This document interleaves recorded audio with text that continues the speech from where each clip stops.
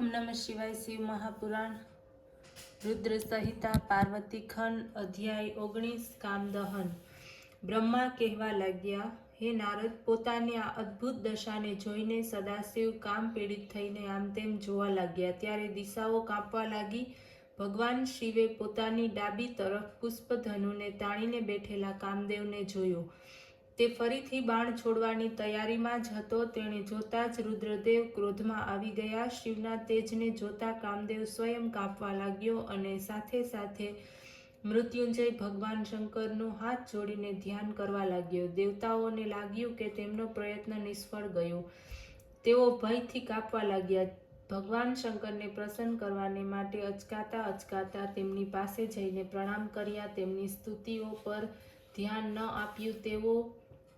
તેવા જ ક્રોધમાં રહ્યા। અતિ ક્રોધને કારણે તેમનું મસ્તક તપી ગયું। તેના પરિણામે શંકરનું ત્રીજું નેત્ર ખુલ્યું। તેનાથી મોટી તેજ જ્વાળાઓ નીકળવા લાગી। આ અગ્નિથી વૃક્ષ ઉપર બેઠેલો કામદેવ બળવા લાગ્યો। પછી પાકેલા ફળની જેમ વૃક્ષ ઉપરથી નીચે પડ્યો અને બળીને ભસ્મ થઈ ગયો। કામદેવના ભસ્મ થવાને પરિણામે દેવગણ દુઃખી થઈને રડવા લાગ્યા। પાર્વતીજી સખીઓ સાથે ઘર તરફ ચાલી ગઈ। કામદેવની પત્ની રતિ દુઃખને કારણે બેહોશ બનીને પૃથ્વી પર નીચે પડી। થોડાક સમય પછી વિચારવા લાગી, હવે હું શું કરું, ક્યાં જાઉં? દેવતાઓએ અમારું ખરાબ કર્યું। મારા પતિને અહીંથી મોકલી ભસ્મ કરાવી નાખ્યો। એના કરુણ વિલાપને સાંભળીને ચરાચર જીવ પણ દુઃખી થવા લાગ્યા। તે પછી ઇન્દ્ર વગેરે દેવતાઓ રતિની પાસે ગયા, તેને ધીરજ આપવા લાગ્યા। દેવતાઓ કહેવા લાગ્યા, હે દેવી, આ સંસાર તો દુઃખોની ખાણ જ છે। કોઈ પણ કોઈને દુઃખ કે સુખ આપી શકતો નથી। બધા જ પોતાના કર્મનું ફળ ભોગવી રહ્યા છે। હે રતિ, ધૈર્ય ધારણ કરો। શોક કરવાથી શું? હવે તમે ધૈર્ય ધારણ કરો। પોતાના પતિની થોડીક ભસ્મ યત્નપૂર્વક તમે રાખો। ભગવાન શિવની કૃપાથી તમારા પતિદેવ ફરીથી જીવતા થશે અને પુનઃ તે તમને પ્રાપ્ત થશે। બ્રહ્મા બોલ્યા, હે નારદજી, આ પ્રમાણે રતિને ધૈર્ય બંધાવી દેવતાઓ ભગવાન શંકરની પાસે પહોંચ્યા। તેમણે પ્રણામ કરી સ્તુતિ કરીને પ્રસન્ન કર્યા। દેવતાઓ ભગવાન શંકરને કહેવા લાગ્યા, હે પ્રભુ, આ કામદેવ પોતાના સ્વાર્થને માટે પ્રવૃત્ત થયો નહોતો। આ તો બધા જ દેવતાઓનું કાર્ય હતું। ધૈર્ય તારકાસુર સંપૂર્ણ દેવતાઓને પીડી રહ્યો છે। તેનો વિનાશ થાય તે માટે તેઓ આ આરંભ હતો।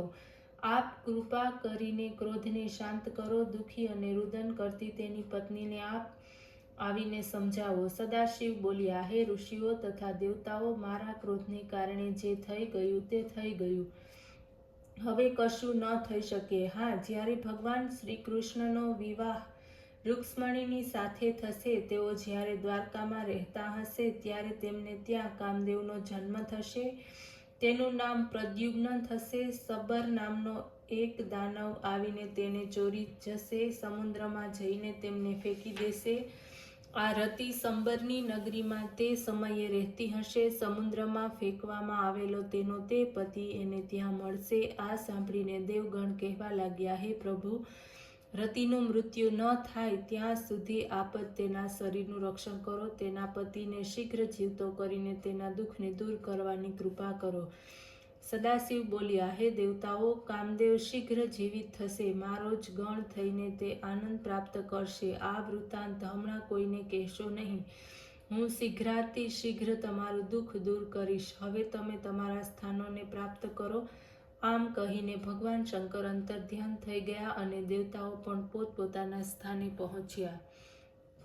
અધ્યાય 20 શિવજીના કોપાગ્નિને શાંતિ।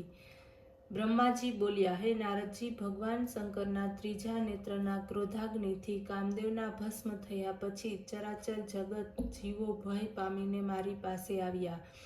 તેમણે પોતાનું દુઃખ મને કહ્યું। ત્યાર પછી તેનું કારણ સમજીને હું ભગવાન શંકરની પાસે પહોંચ્યો। ત્યાં મેં જોયું કે ભગવાન શંકરનો ક્રોધાગ્નિનો તાપ ચારે બાજુ ફેલાઈ રહ્યો છે। તે મહાન ભયંકર અગ્નિને મેં શિવ કૃપાથી રોકી લીધો। તેને પકડીને હું સમુદ્ર પાસે ગયો।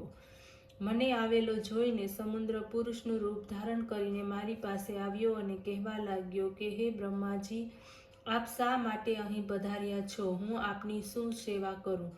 ત્યારે બ્રહ્માજીએ કહ્યું, હે સાગર દેવ, ભગવાન શંકરે પોતાના ત્રીજા નેત્રના અગ્નિ દ્વારા કામદેવને ભસ્મ કર્યો છે.